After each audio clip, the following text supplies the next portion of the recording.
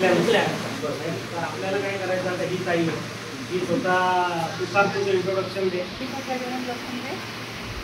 माझं पहिले छोट्याखानी मी सुरुवात केली होती शिकण्यासाठी. शिकले त्याच्यानंतर मी इथे ॲडमिशन घेतली. इथे ॲडमिशन घेतल्याच्यानंतर मी अजून प्रोफेशनल होण्यासाठी मी अजून ग्लॅमर मेकअप स्टुडिओला शिकण्यासाठी जाते. तिथे माझं अजून जे बाकी आहे ते अजून मी शिकते आणि मला अजून यामध्ये खूप जास्त समोर जायची इच्छा आहे. क्लासेस कुठे घेते ते कोणत्या गावाला? 7 जणींची बॅच साखरेची घेतली. बेसिक क्लास घेतलेले मी त्यांना शिकवलं. हे झालं की तिकडे शिकवायला म्हणजे असं ते हे बघा काय ना माझं बोलण्याचा उद्देश ज्याला समोर जायचं त्याला पैसा हा मॅटरच नसतो. आपण जे म्हणतो ना की मला एवढा पैसा आता तरच मी बिझनेस करू शकतो, चुकीची गोष्ट आहे.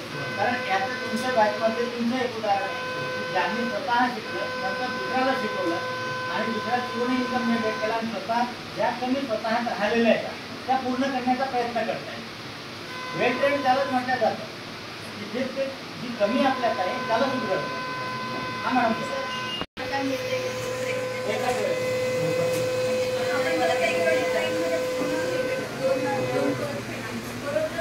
गव्हर्नमेंट साईड घेणारच नाही. तिथं आधार कार्ड पॅन कार्ड काहीच झालेलं असेल एका माणसाला एकच वेळेस सबसिडी भेटेल. म्हणजे पूर्ण लाईफमध्ये एकच वेळेस सबसिडी भेटेल.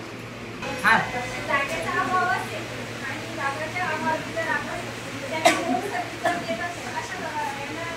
लोन अमाऊंट कमी होईल, काही फरक नाही पडणार त्यांना, परंतु जो भेटून जाईल तशा कंडिशनला तुमच्या घरी काय आहे ज्यावेळेस प्रिसॅन्शनला येतात त्यावेळेस ॲक्च्युअल तुम्ही काय करता ते समजून भेटेल. परंतु काय होतं ना की सेटअप म्हटलं तर की चेअरला पैसा लागतो, प्रोडक्टला लागतो, पूर्ण सेटअपला पैसा लागतो. तो त्यात तुम्ही जर ॲड करत असाल तर आम्ही त्या गोष्टी बघू. तुम्ही जर तो पैसा त्यात ॲडच केला नाही आम्ही काय नाही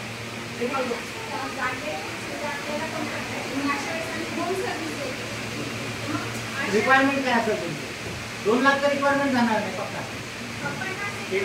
आता काही देऊ शकतो यातला किट जी असते किट परचेसिंगसाठी देऊ शकतो. किट आपल्याला जर आपण दाखवली 50,000ची किट घ्यायची. सर होतं काय बोलण्याचा जो उद्देश आहे की सगळे आता आपण 50,000 ते 2 लाख म्हटलं त्या गोष्टी करणारही नाही. तुम्ही त्या प्रोजेक्ट पूर्ण दाखवणार नाही.